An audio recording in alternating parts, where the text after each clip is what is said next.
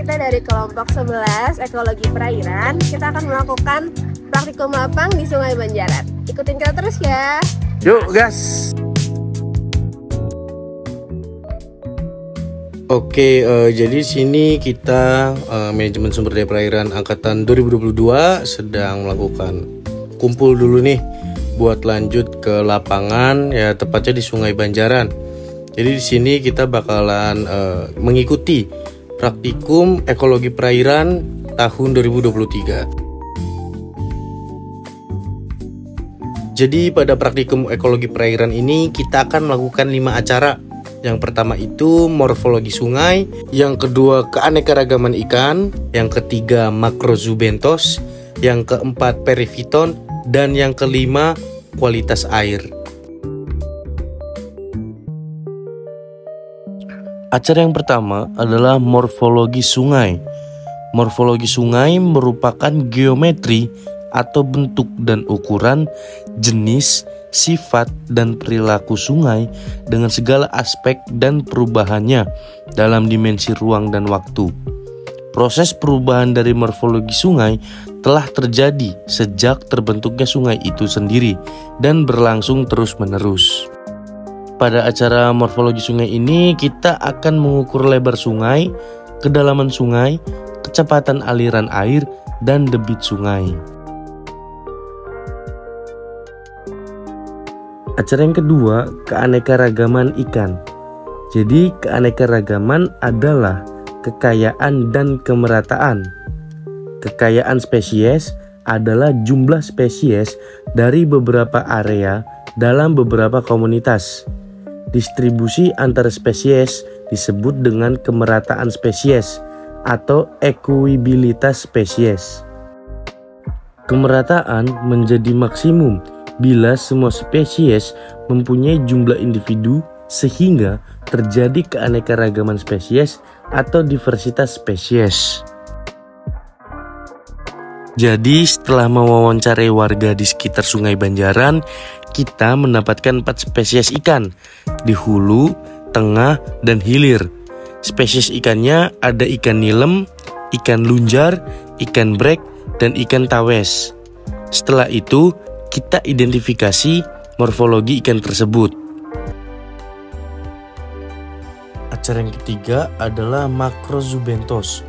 Makrozubentos merupakan organisme yang tinggal dalam sedimen dasar perairan atau organisme yang hidup di dasar perairan. Makrozubentos mempunyai habitat hidup yang relatif tetap, memiliki ukuran yang besar sehingga mudah untuk diidentifikasi. Pergerakannya terbatas dan hidup di dalam maupun di dasar perairan. Di stasiun hulu, tengah, dan hilir kita mendapatkan 7 spesies makrozubentos, yaitu Sulcospira testudinaria, Paratelpusa convexa, Philopaludina javanica, Tarebia granivera, Melanoides turricula, Limnaea rubiginosa, Corbicula javanica.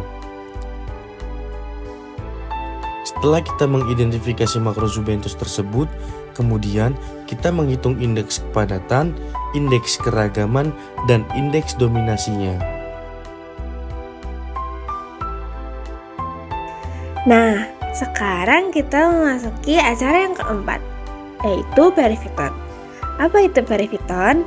Jadi perifiton adalah komponen dari komunitas akuatik ikatan yang disusun oleh mikrobiota melekat berbeda substrat.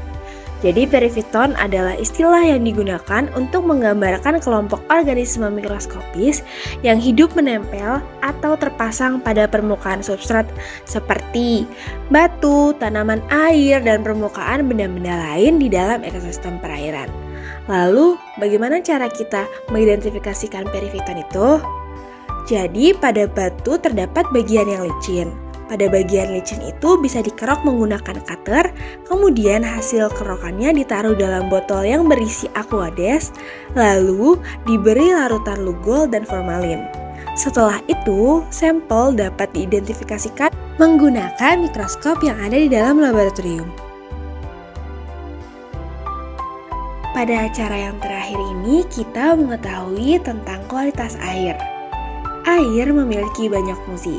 Sebagai pelarut umum, air digunakan oleh organisme untuk reaksi-reaksi kimia dalam proses metabolisme serta menjadi media transportasi nutrisi dan hasil metabolisme.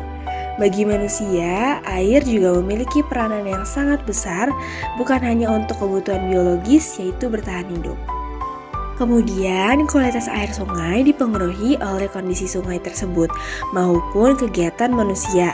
Semua aktivitas manusia dalam memenuhi kebutuhan hidupnya, seperti kegiatan industri, rumah tangga, dan pertanian akan menghasilkan limbah yang memberi sumbangan pada penurunan kualitas air sungai.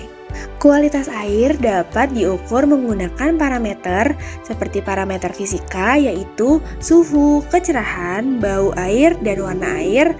Kemudian pada parameter kimia terdapat dissolved oksigen atau oksigen terlarut dan pH.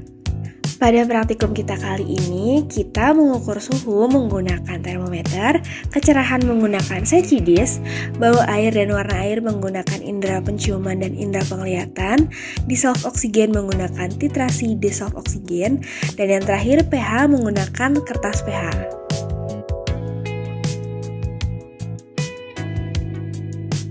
Terima kasih sudah menonton video kami.